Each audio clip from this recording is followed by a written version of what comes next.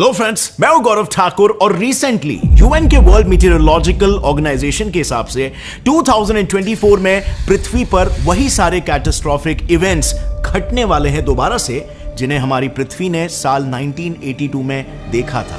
पृथ्वी पर खतरनाक महामारियां जिसकी द प्लेग, ब्लैक डेथ का पैंडेमिक आ गया था और विश्व भर में एक तरफ जहां पर बाढ़ के मारे जमीन डूब रही थी, तो उसी दौरान पृथ्वी के दूसरे भाग में एक्सट्रीम फैमिन्स और बुश फायर्स हो रहे थे। Raises the weather machine to a fevered pitch. And today we've had that confirmation coming from the US scientists saying it is actually happening. Temperature. Earth is increasingly experiencing extreme weather.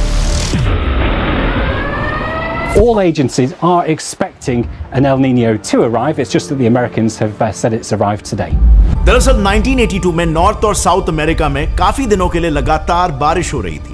इस बारिश की वजह से America में मच्छर से होने वाले एन्सेफेलाइटिस नाम के एक ब्रेन डिसऑर्डर का आउटब्रेक हुआ था और देखते ही देखते 2000 लोगों की जानें चली गई। और साथ ही उसी वक्त उस कॉन्टिनेंट का एक स्टेट न्यू मैक्सिको उस वक्त ब्यूबोनिक प्लेग की वजह से 14th सेंचुरी में आए ब्लैक डेथ जैसी हालातें झेल रहा था।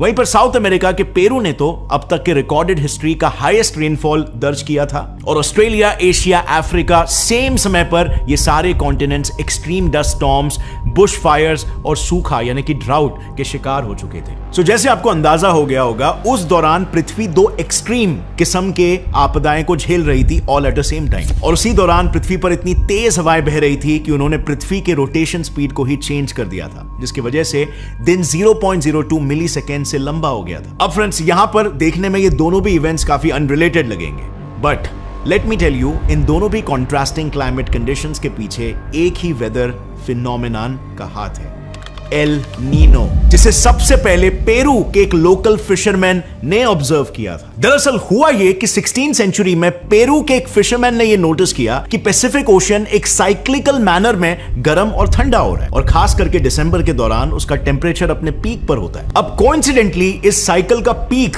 एकदम क्रिसमस के साथ मेल खाता था और इसीलिए उन फिशरमैन ने इस साइकिल को एल नीनो डे नाविडाड यानी कि the little boy of Christmas नाम दे दिया। लेकिन इसके फिर कुछ समय बाद पेरू के लोगों ने यह ऑब्जर्व किया कि इस एल नीनो की वजह से सिर्फ पानी का तापमान ही नहीं बढ़ता, बल्कि उससे भारी मात्रा में बारिश भी होती है और यहां तक कि समुद्र के साथ साथ जमीन के जीवों को भी यह इफेक्ट करता है। अब उस वक्त पेरू के लोग इसे एक लोकल वेदर फिनोमिनन समझने लगे, जैसे इंडिया में रेनफॉल एक लोकल वेदर फिनोमिनन है। पर उन्हें जो बात पता नहीं थी कि एल नीनो की वजह से जब पेरू में बारिश गिरती थी, तब वहां से 15,000 किलोमीटर दूर ऑस्ट्रेलिया, इंडोनेशिया और इंडिया जैसी कंट्रीज में सूखा पड़ता था। और यह बात उन्हें सबसे पहले तब जाके मालूम पड़ी जब ब्रिटिश इंडिया में मौजूद एक इंडियन मीटियोरोलॉजिकल डिपार्टमेंट के एक साइंटिस्ट गिलबर्ट वॉकर ने इस पूरे वेदर कंडीशन को दुनिया के सामने पेश किया। दरअसल 1903 में गिलबर्ट वॉकर कैम्ब्रिज यूनिवर्सिटी में मैथमेटिक्स सिखा रहे थे और तभी उन्होंने यह नोटिस किया कि साल 1895-1896 में मानसून फेलियर की वजह से इंडिया में अकाल पड़ा था, जिसमें करीब 5 मिलियन लोगों को अपनी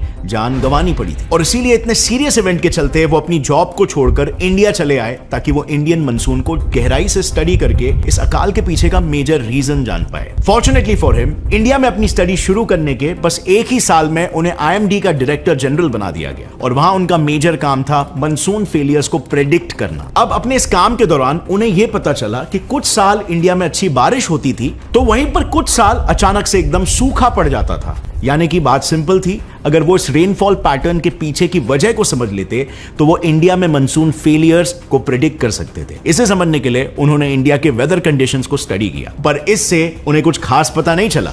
तब जाके वॉकर ने इंडियन मानसून पर ग्लोबल वेदर के इफेक्ट्स को स्टडी करना शुरू किया।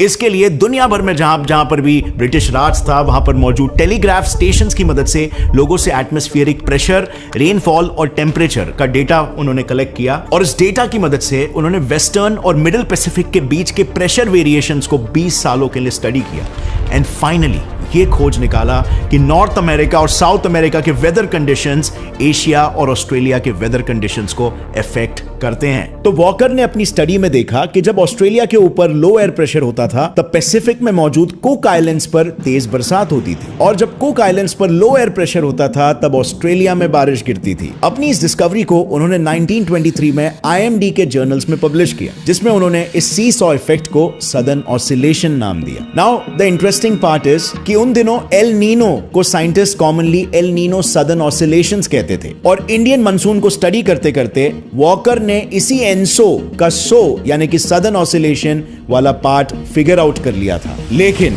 इसके बावजूद एल नीनो को पूरी तरीके से समझने के लिए साइंटिस्टों को एक और पूरी जनरेशन लग गई, क्योंकि 4 नवंबर 1958 को 90 साल की उम्र में वॉकर का देहांत हो गया। बट कोइंसिडेंटली उसी साल इंटरनेशनल जियोफिजिकल ईयर नाम की एक समिट हुई, जिसमें 67 कंट्रीज के साइंटिस्ट एक साथ आकर कॉस्मोलॉजी से लेकर साइज्मोलॉजी एक साथ स्टडी कर रहे थे। अब यहाँ पर कॉस्मोलॉजी का मतलब बेसिकली ब्रह्मांड की स्टडी, और साइज्मोलॉजी यानी कि पृथ्वी के अंदर होने वाले इवेंट्स की स्टडी। इस समिट के दौरान एक मीटरोलॉजिस्ट जेकब जर्कनेस की नजर वॉकर के सदर्न ऑसिलेशन की डिस्कवरी पर पड़ी। उन्होंने वॉकर की ही तरह टेलीग्राफ के जरिए दुनिया भर से एल नीनो इवेंट्स के स्टैटिस्टिकल डेटा को कलेक्ट किया। साथ ही उन्होंने पैसिफिक ओशन का टेम्परेचर डेटा भी स्टडी किया, और इन दोनों डेटा को एक साथ स्टडी करने के बाद उन्होंने कंफर्म किया कि ऑस्ट्रेलिया और कुक आइलैंड्स पर जो alternate air pressure difference create हो रहा है उसके लिए पैसिफिक ओशन के प्रेशर और टेम्परेचर कंडीशंस ही रिस्पॉन्सिबल है। और इस पूरे फिनोमेनन को उन्होंने गिलबर्ट वॉकर के ऑनर में वॉकर सर्कुलेशन नाम दे दिया। अब जर्कनेस के इन प्रूफ्स के बाद वॉकर सर्कुलेशन थियरी को फाइनली साइंटिफिक कम्युनिटी ने एक्सेप्ट तो किया, लेकिन अब तक लोगों ने बस थियोरेटिकली एल नीनो के बारे में सुना था, किसी ने उसके इंपैक्ट को प्रैक्टिकली एक्सपीरियंस नहीं किया था अंटिल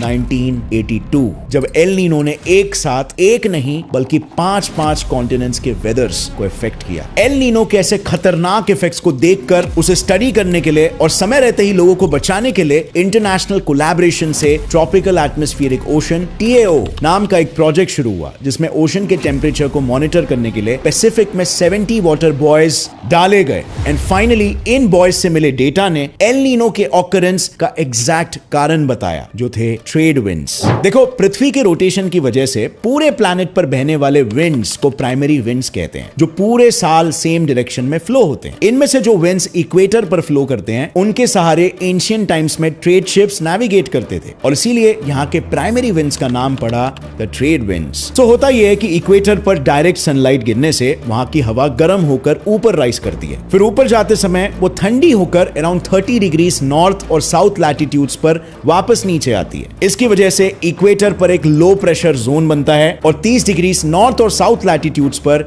एक हाई प्रेशर जोन। इसीलिए हवा 30 डिग्रीज नॉर्थ और साउथ लैटिट्यूड से इक्वेटर की तरफ बहने लगती है। अब क्योंकि इक्वेटर पोल्स के कंपैरिजन में फास्ट रोटेट करता है, इसीलिए हवा सीधा इक्वेटर में फिर से आकर एक दूसरे से हेड ऑन कोलिजन करने के बजाय अपने राइट साइड पर डिफ्लेक्ट होती है। सिंपली स्पीकिंग, नॉर्दर्न हेमिस्फीयर के ट्रेड विंड्स नॉर्थ से वेस्ट की तरफ बहते हैं और सदर्न हेमिस्फीयर के विंड्स साउथ से वेस्ट की तरफ बहते हैं। अब वैसे तो ये विंड्स पूरे पृथ्वी पर बहते हैं, बट पैसिफिक ओशन जितने बड़े वाटर बॉडी पर आते ही ये एक बड़े विंड पैटर्न में ऑसिलेट करने लगते हैं। इस ऑसिलेशन को scientist El Nino southern oscillation कहते हैं, जिसके 3 फेजेस होते हैं, न्यूट्रल या नॉर्मल फेज, ला नीना या कोल्ड फेज, एल नीनो या हॉट फेज। सो न्यूट्रल फेज में अमेरिकन कोस्ट पर मौजूद वार्म एयर ट्रेड विंड्स के चलते वेस्टवर्ड्स यानी कि एशिया और ऑस्ट्रेलिया की तरफ बढ़ती है। वहां के लैंड मासेस पर यह वार्म एयर कन्वेक्शन से ऊपर उठती है और फिर कंडेंस होकर क्लाउड्स फॉर्म करती है, जिससे एशिया और ऑस्ट्रेलिया जैसे रीजन्स में रेनफॉल होता है। अब यही कंडेंस्ड एयर फिर ईस्टवर्ड्स यानी कि अमेरिकन कॉन्टिनेंट की तरफ बढ़ती है और इस सर्कुलेशन पैटर्न को वॉकर सर्कुलेशन कहते हैं, जो अगर बाय द वे आपको याद होगा तो जर्कनेस ने फिगर आउट किया था। सो ये वार्म एयर अपने साथ अमेरिकन कोस्ट से वार्म वाटर को भी एशिया की तरफ ले जाती है और एशिया के कोस्ट पर पहुंचते ही उस वार्म वाटर को गहराइयों में मौजूद कोल्ड वाटर रिप्लेस करता है, जिसे अपवेलिंग कहते हैं। अपवेलिंग की वजह से डेप्थ में मौजूद न्यूट्रिएंट्स और फाइटोप्लैंक्टन्स सरफेस पर आ जाते हैं, जिससे कोस्टल लाइफ फलने फूलने लगती है। So to sum it up, normal phase में ट्रेड विंड्स वार्म एयर को अमेरिका से एशिया की तरफ लेकर जाते हैं, जिससे एशिया में बारिश और अमेरिकन कोस्ट पर कोल्ड कंडीशंस बनते हैं। लेकिन कभी कभार ये ट्रेड विंड्स अनयूजुअली स्ट्रॉन्ग हो जाते हैं, जिसकी वजह से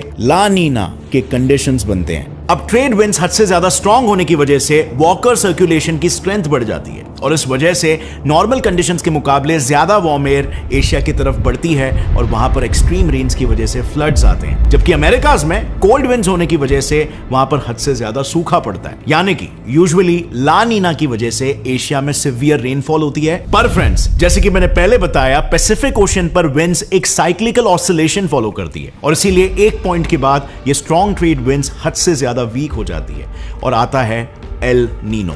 इस वजह से वॉकर सर्कुलेशन की साइकिल टूट जाती है और वार्म विंड्स अब एशिया की तरफ बहने के बजाय अमेरिकन कॉन्टिनेंट्स की तरफ बहते हैं। यानी कि अब सिचुएशन रिवर्स हो चुका है, मतलब एशिया में कोल्ड एयर और अमेरिकन कॉन्टिनेंट्स में वार्म एयर। इस वजह से अब अमेरिकन कॉन्टिनेंट्स में तेज बारिश होती है जबकि एशिया में सूखा पड़ जाता है।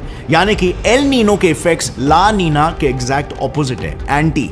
और ये पूरा साइकिल मिलकर 4 continents Asia, Australia, north America और साउथ अमेरिका के वेदर को इफेक्ट करती है और ये पूरा फिनोमेनन एक 5 ईयर का साइकिल है। अब क्योंकि लास्ट एल नीनो इवेंट 2018-19 में आया था, इसीलिए वर्ल्ड मेटेरोलॉजिकल ऑर्गेनाइजेशन के मुताबिक इसके 2024 में आने के चांसेस काफी आए। इनफैक्ट आपको रिसेंटली ऑस्ट्रेलिया में हुआ बुशफायर याद होगा।